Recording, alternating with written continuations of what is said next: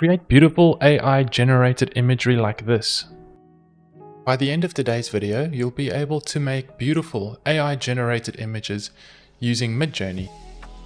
In this beginner-friendly tutorial, we'll cover how to make an account, how to set up a Discord server, and the prompting and parameter basics.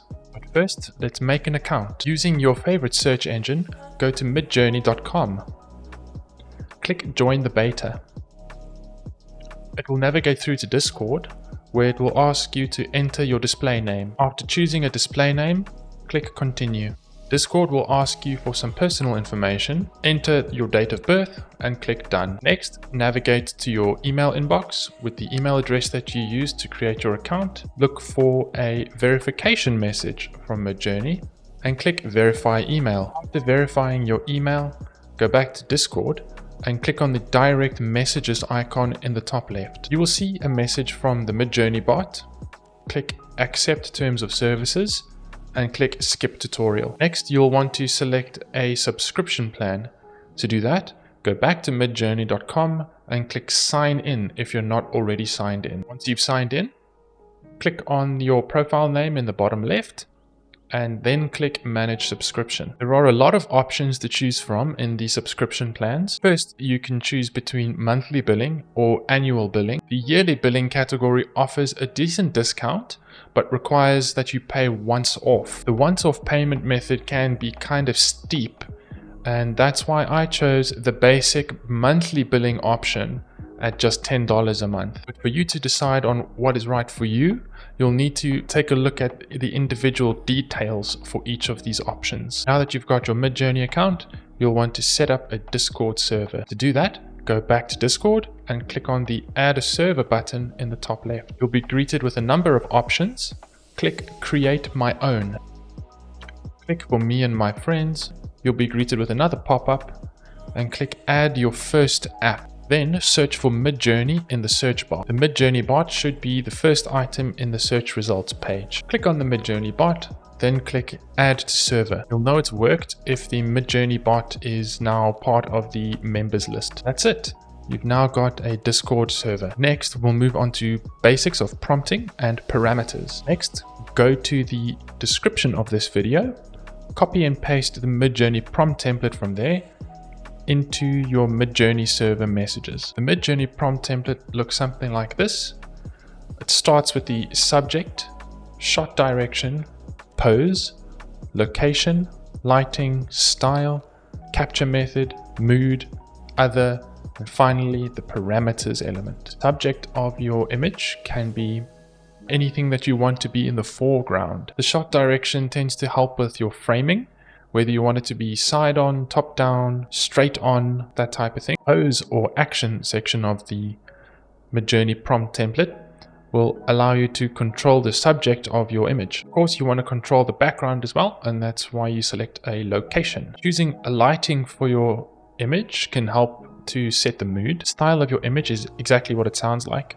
You can go for a number of different options. I've got some thought starters here. Stock photo, shot on iPhone, by National Geographic. You can also go for any other style of a famous artist that you particularly enjoy, or you can come up with your own descriptors. The capture method is an additional way to control the medium that you want your image to be in.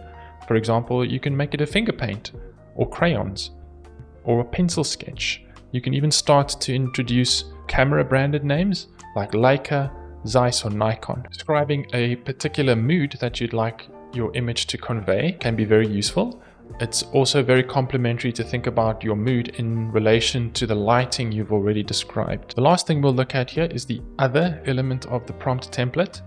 The other element is useful for any other type of thing that you'd like to specify in your imagery. If you're a photography buff, you can even start to describe focal length. You can describe the f-stop that you want, or if you're going for a painterly option, for example, you can start to describe the brush strokes, heavy, thin, etc. Once you've pasted the Midjourney prompt template into your Discord server, you can click on the ... context menu for the message and click Pin the message. This will help to keep your prompt template in the same place whilst you go about creating images. Let's go into some basic examples. For this first basic example, we'll start with the following prompt. A man, straight on portrait, smiling at the camera, in a photography studio with studio lighting, in the style of documentary photography. I guess that's kind of an oxymoron since documentary photography usually happens on a location, but hey, we can create whatever we want. You'll notice that the prompt follows the prompt template that we described. It's important to note that you can use as many or as few of those template elements as you like. Here, we've used subject, shot direction, pose, location, lighting, and style. The next thing you'll notice is that when you're generating images, there's a number of buttons that appear beneath your generated pictures. U1, U2, U3, U4, V1, V2, V3, and V4. The U button stands for upscale. The V button stands for variation. So let's say, for example, we wanted to see more options similar to picture number 4. To do that, we would click on Variation 4. Variation 4 will produce images which are similar to our fourth image, some different posing and some slight changes involved. Parameters are another important thing to consider when you're generating images. The most basic prompt parameters that everybody should know about are aspect ratio, character reference, and style reference. Aspect ratio controls the width and the height of your image. For example, if you want a square image, you would say AR space 1:1. If you wanted the traditional wide screen that we're all familiar with now, you could select AR space 16:9. If you want to use your image on social media and you're fond of the vertical format, you can use the aspect ratio parameter AR 9:16. Next, we'll control the aspect ratio using the AR parameter. Here we'll use the exact same prompt, except we'll include the aspect ratio parameter. The images we generate using this new prompt will create images in a landscape frame. Lastly, we'll test out the character reference parameter. To do that, simply upload a picture of a character you'd like to reference. Then in your prompt, include the parameter --cref and paste your link. And that's it.